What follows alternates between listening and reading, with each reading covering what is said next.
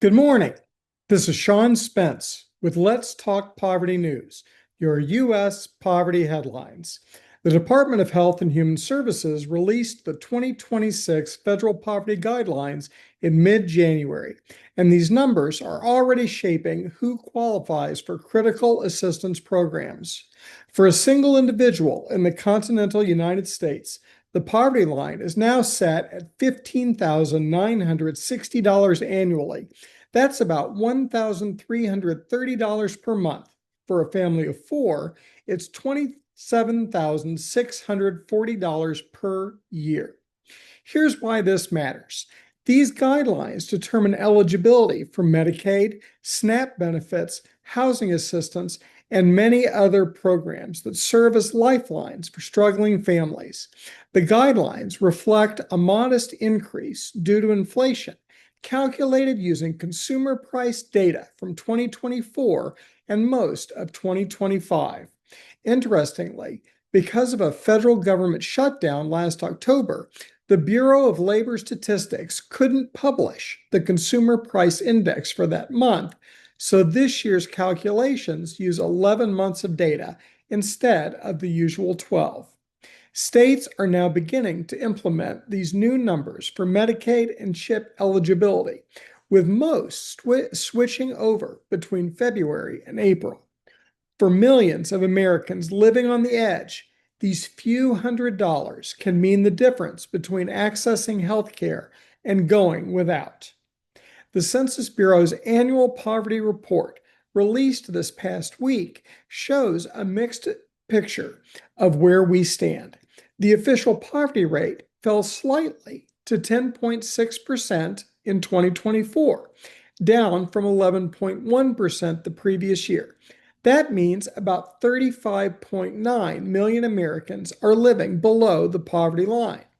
But when we look at the supplemental poverty measure, which accounts for government assistance, taxes, and expenses like medical costs, the rate remained essentially unchanged at 12.9%. And that racial disparities remain stark and actually widening in some areas. The poverty rates for Black Americans rose to 18.4% in 2024, which is 2.4 times the rate for non-Hispanic white Americans. More than 8.4 million African Americans are living with income below the official poverty rate. The picture is particularly troubling for Black children. 25.4% of Black children under 18 lived in poverty in 2024, compared to just 8.2% of non-Hispanic white children.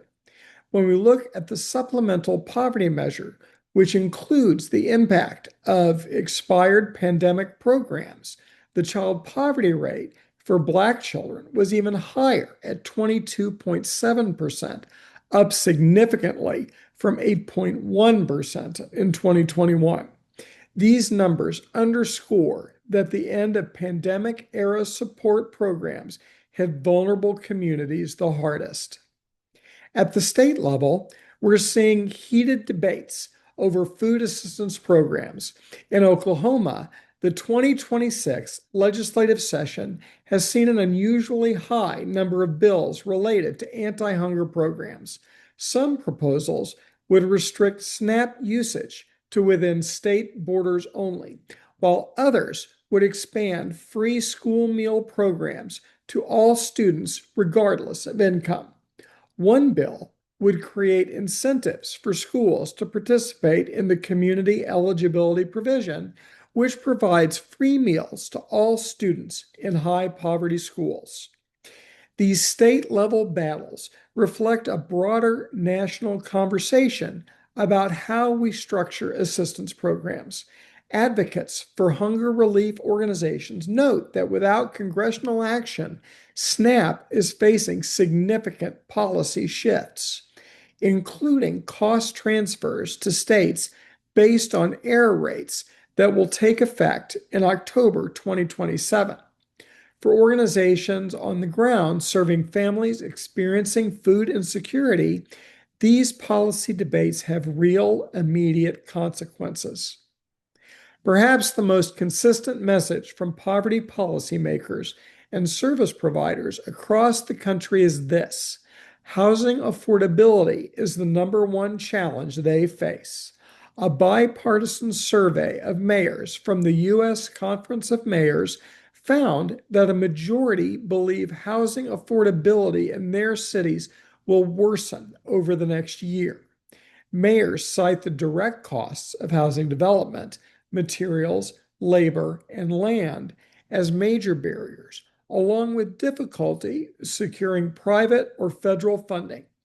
What makes this particularly significant is that affordable housing affects nearly every other poverty-related issue.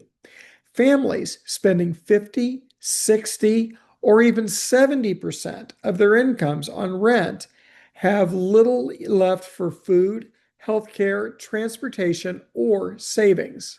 It's a foundational crisis that ripples through every other aspect of economic security.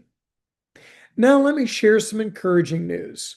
Food Forward, an organization fighting hunger in Southern California, is celebrating its 15th anniversary this year. They've grown to become the largest independent producer, produce reclamation, and urban gleaning organization in the nation, focused exclusively on bringing fresh produce to communities experiencing food insecurity. What makes their model particularly impressive is that it's largely volunteer powered. Their programs include harvesting surplus fruit from backyard trees that would otherwise go to waste and recovering tens of thousands of pounds of daily surplus produce from the Los Angeles wholesale produce market. This perfectly edible produce, often rejected simply for not meeting cosmetic standards, gets redirected to hundreds of hunger relief organizations across Southern California instead of being thrown away. It's a sustainable solution that addresses both food waste and food insecurity simultaneously. Finally, some inspiring news from the international development community that has domestic implications. The Poverty Alleviation Coalition, which works with refugees and displaced communities, has been using what's called the graduation approach, a poverty alleviation model with a remarkable 75% success rate in helping people escape extreme poverty. This approach, pioneered in Bangladesh and now tested in over 15 countries, provides personalized responses to individual needs, combining asset transfers with skills training, financial literacy, and ongoing support. Since 2019, the coalition has reached more than 123,000 displacement affected and host community households. And they've pledged to serve 190,000 more households across 35 countries by 2027. Why does this matter for American poverty?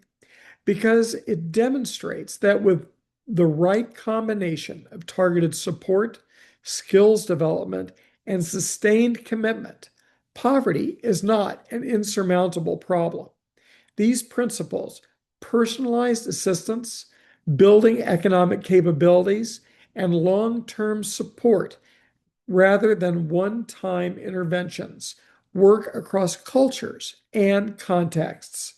They offer a roadmap for what's possible when we treat poverty alleviation as a solvable challenge rather than an inevitable condition. That's Let's Talk Poverty News for this week. I'm Sean Spence.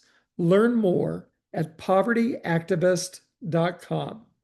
Together, we can solve poverty.